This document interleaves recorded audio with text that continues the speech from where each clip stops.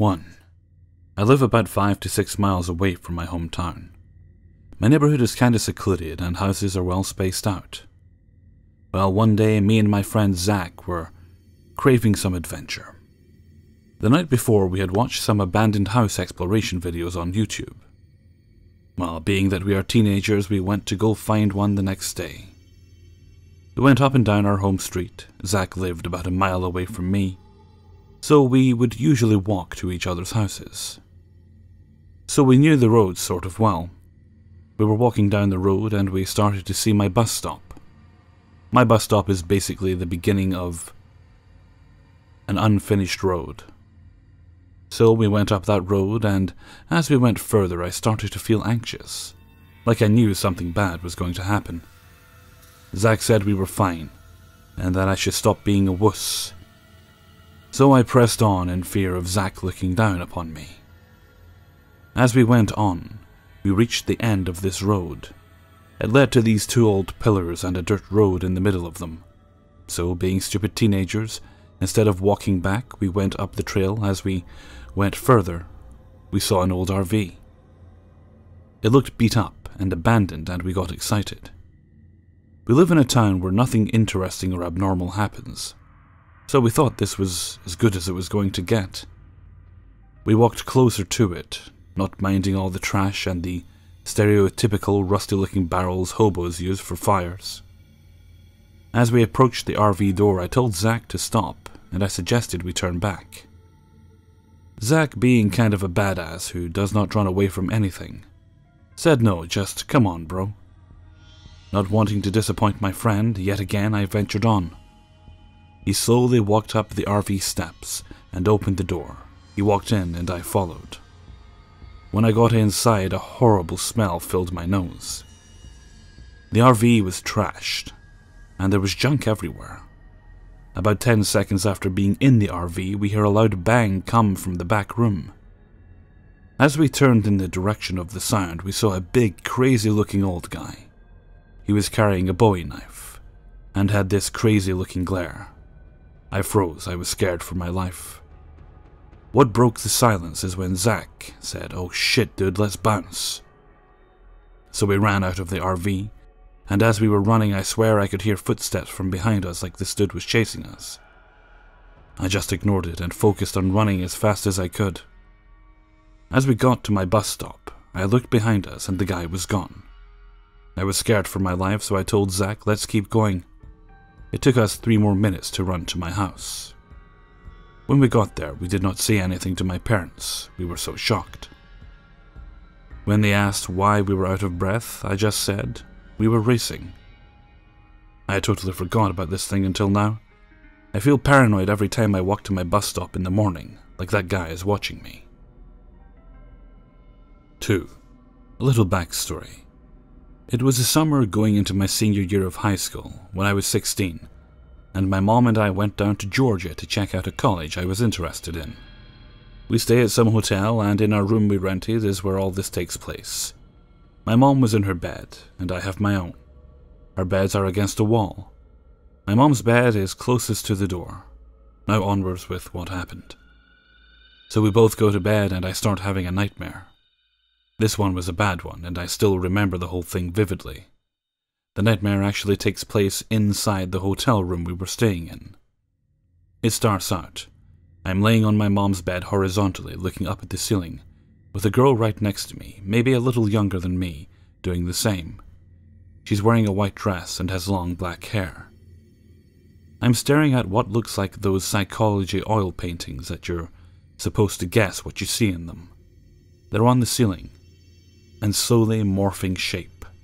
We're both doing this in complete, death-like silence, too. Then my vision cuts to black for a second, then comes back, and I'm now focusing on paintings of people on the wall our beds were up against. But their faces aren't there. Instead, where their faces should be, is just skin doing the same slow morphing motion the oil paintings were doing.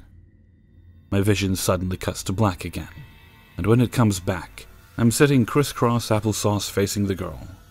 She's doing the same facing me like we were having a conversation. She has her back towards the door and I'm facing the door. In comes a woman, also with black hair, who I assumed was her mother. The girl turns to look at the woman.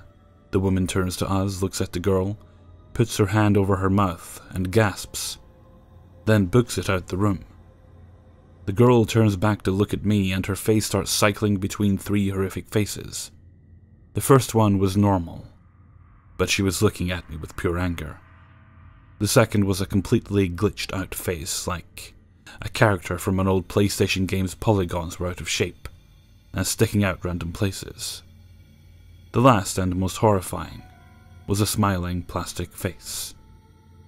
After the girl cycles through those faces a couple of times, a sudden cut to black. I open my eyes and I'm back in my own bed. I sigh and think, oh man, that was a really bad dream. A couple of seconds go by and out of nowhere I get the feeling that something very, very evil is in the room and I'm petrified with fear. It kicked in so suddenly, it felt like a switch that induced fear was just switched on. I then realize I can't move. You guessed it, sleep paralysis. However, I didn't realize this at the time and was totally freaking out. At the corner of my eye, I see a black silhouette of a man with his arms, a little jettied out from his sides, slowly floating into my field of vision. The figure then floats up, with its back to the ceiling looking down at me, and slowly starts descending onto me. Not moving its body an inch, just floating. I freak the fuck out. I try screaming as best as I possibly could to get my mom to wake up, but all that comes out is a faint and pitiful wail. It was like all the energy I had was being sucked away, and I didn't have the strength to do anything.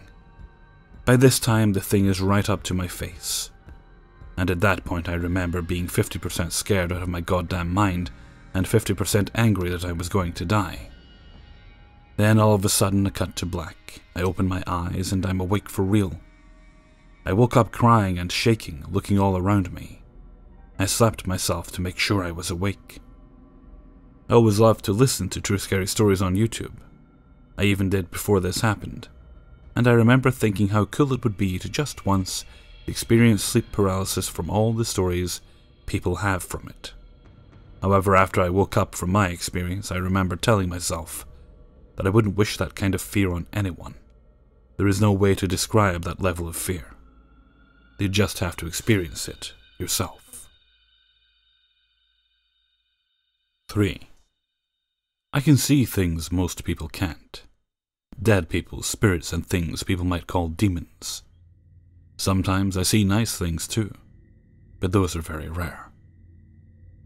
I don't care if people believe me or not. I know what I see and I know it's real.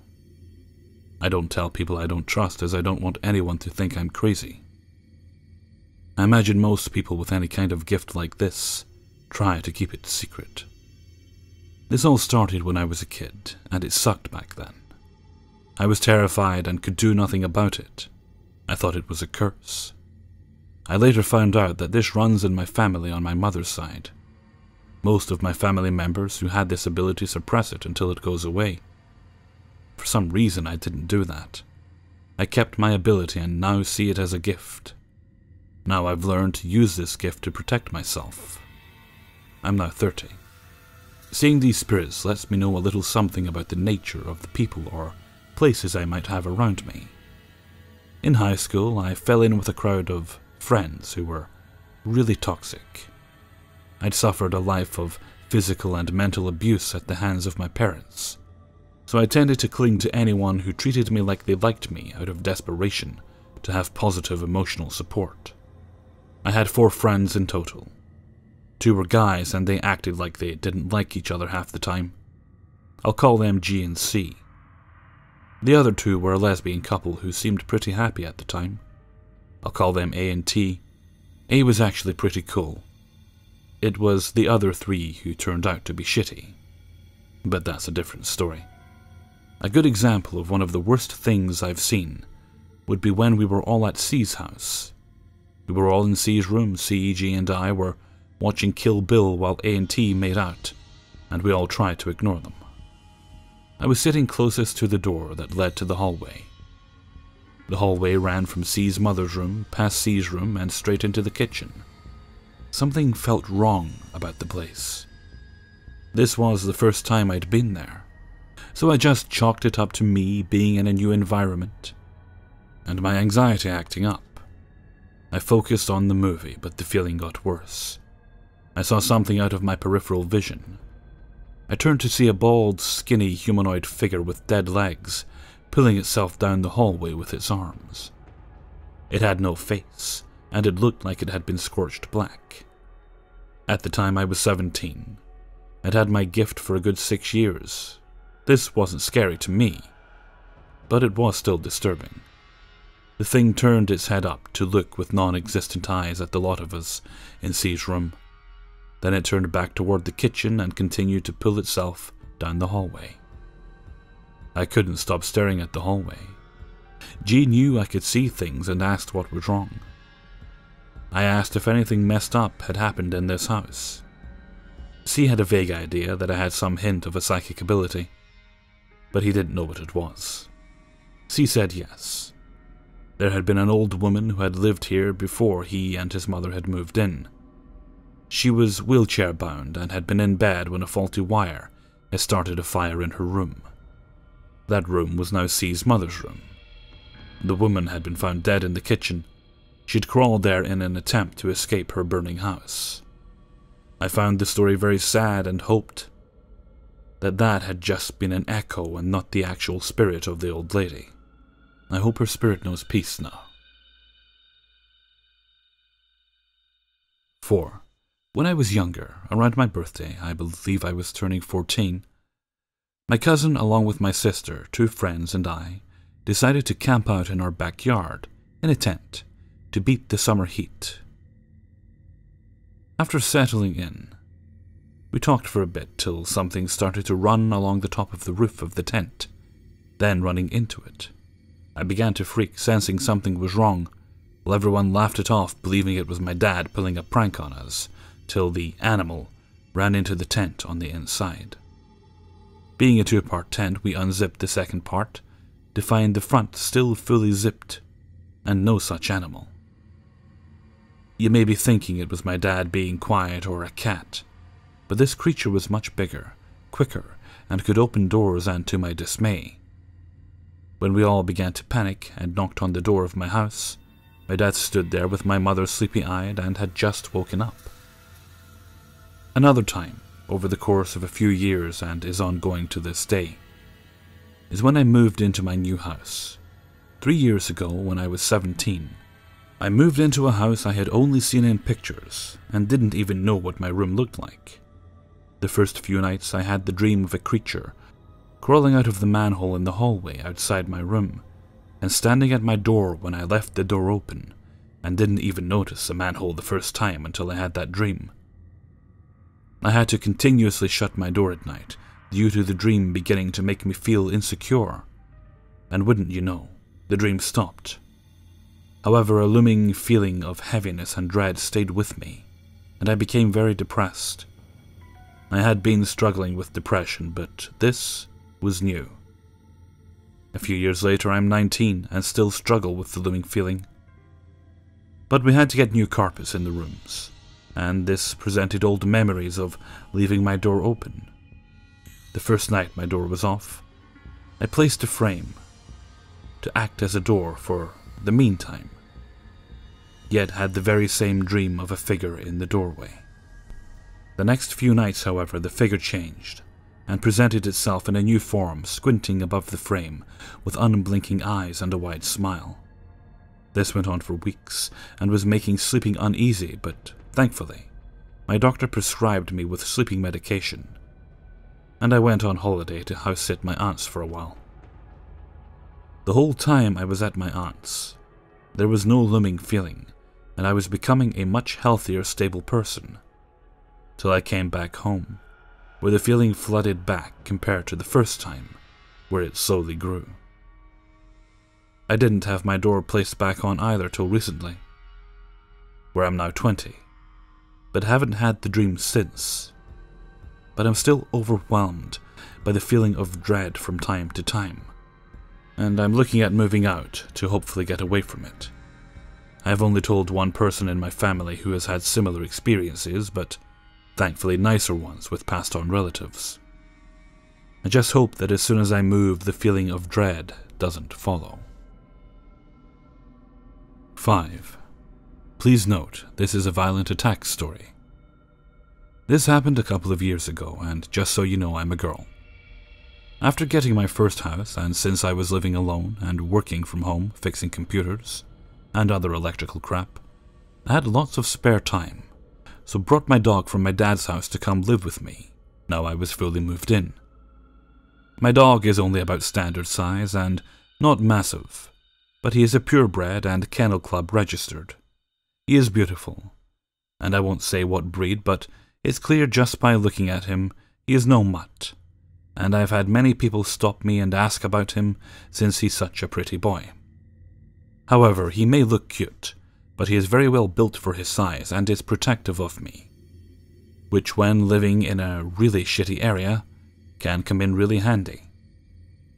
It was summer, and it was a light warm night, so I had taken him out for his nightly walk before bed, and as we walked across the main field in our area, a young girl about 10 years old and her younger sister, who looked about 6 or 7, came running up to us. Now I am used to this, so I expected them to want to play with the dog, as kids usually make a fuss of him, but considering it's like 10 p.m, I thought it was really strange. The older girl came up to me so close she was almost touching me, and she pretty much screamed, "My sister likes your dog!" Okay, weird kid, but whatever. So I stepped back and just said, "Thanks," and kept walking. And I shit you not, the older girl grabbed my dog by the collar and yanked him by the neck towards her and her sister. "Give me the doggy, she wants the doggy!" Okay, holy fuck, this is happening. And there are people watching. What the fuck do I do? To be honest, I wanted to drop kick her in the face from pulling on him like that. But I'm not about to start kicking a child, so yeah. I grabbed his collar and pulled him off her, shouting, "Hey, get the fuck off my dog." Yeah, maybe you shouldn't swear at children, but then again, random children in the middle of the night shouldn't be trying to kidnap your dog. So she started screaming and pouting, yelling, "I'm going to tell my daddy, give me the dog." So yeah, I just upped and left the field, wondering what the fuck all that was about. Also, please note, the girl didn't appear to have anything really wrong with her, but since she and her sister were both dressed rather nicely for playing on a field at night, and how she was screaming into a new-looking iPhone complete with custom case, I took it as she was just a spoiled little brat who gets whatever she wants. So I'm now about a street away from the field, and I hear footsteps, and a man's yelling getting closer and closer. Behold, I turn around to find tall meth head up looking guy, who must be at least 40, leering down at me. By the way, I'm just about 5 feet tall, so I guess maybe the meth family thought I was a much younger teenager. The man is now right in my face, screaming profanities about how much I'm a bitch, and he's going to fuck me up for messing with his daughter. Okay, mate. Well, needless to say, I am bricking myself since what the fuck. Sorry for swearing so much, but what the literal fuck am I meant to think? Luckily for me, there are several other people on the street, as we're near a main road and they're all staring, so the meth douche backs off, and in a low voice, and through vomit-stinking breath, he stutters, "I'm going to fuck you up." And he turns and speeds away. Brilliant, I thought. Here I am with no phone or protection, only my house keys and a poo bag, and I'm shaken up, so I just try to get home as fast as possible, without getting fucked up. But sadly my house is several streets off the main road, so I have no choice but to go back into the winding roads, and there are no shops nearby to call for help, and people around here wouldn't really open their doors to a screaming woman, so yeah, I guess I'm on my own. I'm now about 2 streets away from my home, to safety and a phone call to the police. And you've probably guessed it, here he comes. I see someone turn onto the street and hear footsteps, fast but quiet, picking up and getting closer. I guess at this point, instinct kicked in. I couldn't really run. I had broken my foot a few months earlier and was still limping a little, so I pretended I couldn't hear him, kneeled down as if doing up a shoelace, and quietly put my keys between my fingers and made a fist around them, so I've got something to help pack a punch. And I slipped my dog's lead off, since I thought he might try to take my dog, and at least he will be harder to catch off lead. I balled up the decorative chain lead in my hand and ran. I ran as fast as I could without looking back, but within seconds he was on top of me. As he grabbed me back by my hood and hair, I swung round and managed to smash him in the face with the ball of chain. And little did I know up to this point in my life how weak I really was against a grown, methed-up man. He smashed himself into me, unfazed by the punch I threw, and we tumbled to the floor. He grabbed my hair and shirt and landed a few wobbly punches to my chest, and I tried to fight him off. Screaming, I pulled my legs up, desperately kicking him in his stomach and trying to land one in his balls. And that's when I got a mouthful of fur. My dog had basically jumped over my head and was nearly standing on my face as he attacked the man. I heard the man screaming, and he jumped back to his feet, and a roar-like growl coming from my dog. He had blood running down his face from his right eye and nose. He kicked my dog, and my dog yelped in pain, but grabbed onto the guy's leg and hung on, but the dickhead kept stamping and kicking him. I obviously couldn't leave my loyal dog to it, so through all the fear, all I remembered doing was slamming myself into him, holding my door key like a tiny knife and jabbing at his face and eyes. If you've ever been in that situation, it's hard to describe the high of adrenaline and how it truly is your fight or flight instincts taking over. I can also say if you've ever stabbed anyone with a Yale door key before, then you won't know how hard it actually is compared to the self-help videos that simply say, "Put it in your hand and punch." I held on to the little key and rammed it into his face so many times, I can't remember. But the feeling of hitting flesh is something you don't forget, along with the cracking and breaking of my nails as I was scratching my hand down his face trying to get him off my pet. By this point I think he was giving up, since I couldn't see the damage due to how dark it was. But he peeled away, scrambling himself into a sprint, and took off. I had no idea if he would be coming back. But I had dropped to the floor and was gasping for air and crying. I found my bloody house keys on the floor, got up and stumbled home fast, with my barking dog close behind. I got through the door sobbing. I called the police. They arrived in minutes.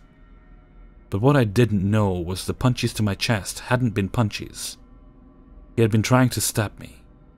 I had never even seen the knife. But luckily he didn't get a good shot, since my dog had jumped in to save me. I suffered a fractured collarbone and several slashes to my chest and right arm. At the time I thought it was all his blood from the dog bite, but mostly it was mine. My poor dog was taken to the emergency vets. He had a broken paw from being stomped on, a sliced ear and 2 cracked ribs on the right side. The man wasn't found. The police really let us all down, as I believe they had more than enough evidence to find him. But they collected the leash, keys, my clothes, and I had my fingernails scraped for DNA while at the hospital, as well as an HIV and other tests for blood-to-blood contact, and had to go to the GP several times for back checks to make sure I was clean. They came back clear, by the way. Several people came forward reporting seeing him leaving the area, but it still turned up nothing. This is not the first time law enforcement in my area have let me down. They put up a grainy CCTV picture they found of him from a shop a couple miles away. It was in the papers once, and I think I have a clipping somewhere. The only thing I can say is that I think my dog took the bastard's eye out, as that's what the police seem to think he is holding, a clump of cloth over the right side of his face, in the CCTV footage. And personally, since he probably didn't get treated for it, since he never showed up in any hospital as far as the police know, I hope it blinded him. So, this is a long story, but basically some deranged kids lurking around late at night set their deranged dad on me, if he even was a real dad, and my dog saved my life. And yes, he was fine after a few weeks. Had to wear the cone of shame for a while, but he healed fine, and he has not been too affected by the attack. However, he now growls and barks in his sleep or late at night. And no, he has never so much as jumped up before, let alone attacked someone. It was completely out of character for him, but he did his job in keeping me safe, and is still as handsome as ever. And no, the police did nothing about my dog mauling someone since, to be fair, I was getting stabbed to death and he saved me. I've had a few people ask what happened to him since, but he's healthy and happy, and still living with me, and yes, he got lots of treats and fuss. Also, yes, I moved towns after the attack, since fuck that place. That is the worst attack that I've ever been through, and I've been in fires, car robberies, been nearly sexually assaulted, since I'm amazingly unlucky. But this story has been hard to write about, so thank you to everyone for listening. Hey everyone, Hellfreezer here, and thank you very much for listening to 5 True Scary Subscriber Stories, episode 32. Thank you very much to everyone who sent their stories in for this video, it is much appreciated. If you have a story you yourself would like to send in, then please do click on the description where it says show more, scroll down to the bottom, and you'll find my email address there. Okay, I'm afraid I'm going to have to cut the outro a little bit short this time. So until next time, thank you very much for listening, and take very good care of yourselves.